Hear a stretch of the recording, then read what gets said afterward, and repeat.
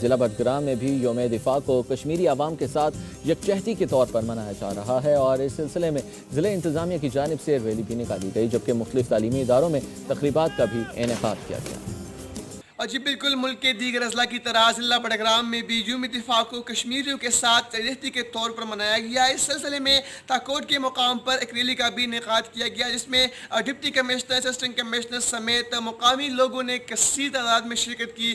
اس موقع پر مودی سرکار کے خلاف اور کشمیریوں کے ساتھ یکجہتی کے لیے مختلف نعرے لگائے گئے۔ میں آپ کو بتانا چلوں کہ بٹگرام کے مختلف نجی و سرکاری تعلیمی اداروں میں مختلف پروگرامات کا بھی انعقاد کیا گیا، جن میں ننھے منھے بچوں نے ایسے آئٹم پیش کیے کہ شرکاء داد دیے بغیر نہ رہ سکے۔ میں آپ کو یہ بتانا چلوں کہ اس موقع پر مقررین نے کہا کہ کشمیر ہمارا ہے اور ہمارا رہے گا۔